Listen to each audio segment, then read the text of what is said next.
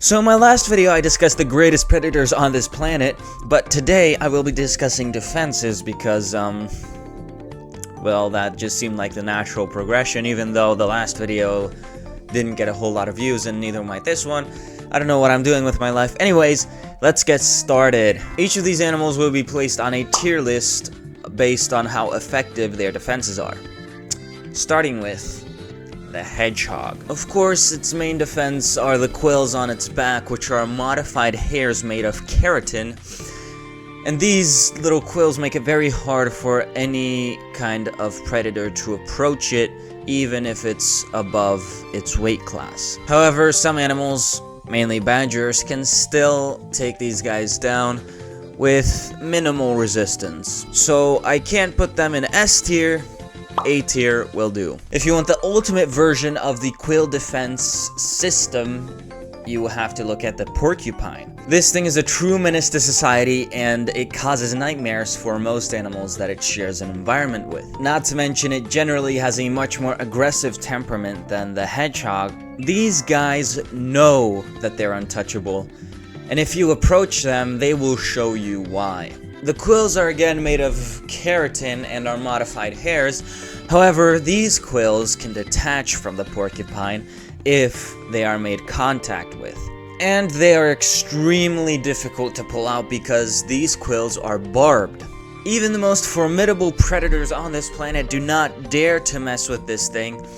And on the off chance that they do, they most likely regret it a few minutes later. Also, contrary to what many people believe, porcupines cannot shoot their quills out of their body. They can just detach if they are pulled out of their body by something else. But even without this very cool ability, they're still going in S tier pretty easily. And it's going to be hard to find an animal with better defenses. But let's see if we can. Let's discuss horns. How effective are these extremely common accessories? Well, like with a lot of things, there's a bit of nuance to it. Something like a rhino could easily go into S tier, but it has a lot of other things going for it too. The most obvious is its size. Some of the most effective defenses in nature are simply just being too big to take down. Elephants, giraffes, whales. And the rhino also fits this category pretty well. Also, it has extremely thick skin, which is very hard to bite through or scratch through. Anything like that really doesn't affect the rhino all that much. Most things know not to mess with it, and if something does, it's gonna get launched in the air. Meanwhile, something like a goat might have a much harder time using its horns to defend itself. Of course, it can charge at one single predator, but if it misses, or if there's more than one predator, then it is extremely hard to defend itself. And that's the big problem with horns. They provide defense, but pretty much only in one narrow lane, one direction, and that is the direction that the animal is facing.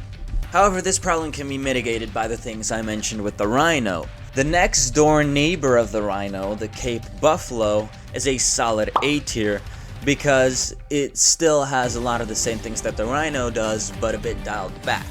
It is extremely large, and it actually has pretty durable skin. Same thing with something like the American bison or the European bison. Oh, whoa, European bison. Did you know that those even exist? Now you do, if you didn't already. They're really cool. Now, a tier below that, in B tier, is where things like wildebeest, gazelle, impala, deer, and everything in between go.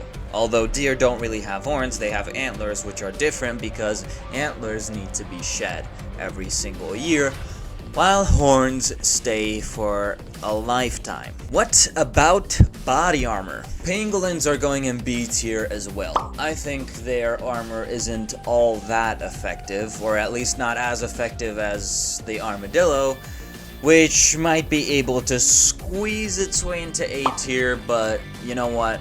I'm gonna be a bit mean today and say that they're only a high B tier. Most smaller turtles are going in A tier, most smaller tortoises as well, but large sea turtles and tortoises are going in S tier.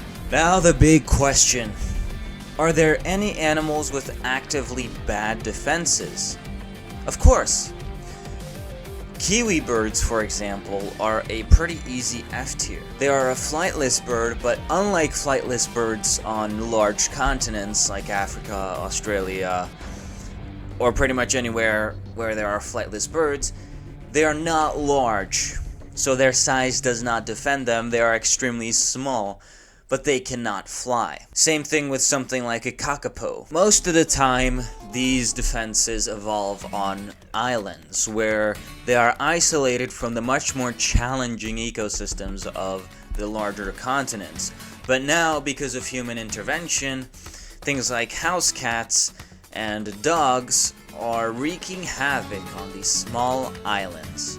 Especially cats, dude. They must be like the devil for island animals, dude. It's brutal. Many rodents like mice or rabbits are going in D or C tier.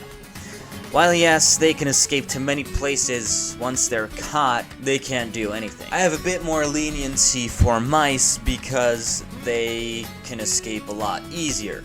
However, rabbits do extremely terribly in even suburban environments where there are fewer buildings, but in more urban environments, they're cooked. Now, I don't want this video to be too long, so let's discuss one more animal, and this is going out with a bang.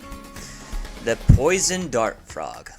This thing haunts the dreams of many who dare to whisper its name. One touch and you are dead. Obviously it's going in S tier. However, if they're kept in captivity where they eat different to how they would in the wild, then they lose their poisonous effects, which is why they are a pretty popular animal in the illegal pet trade, because it still keeps its colors mostly without the poison. Anyways, I know this was a bit short, but I can always make a part 2.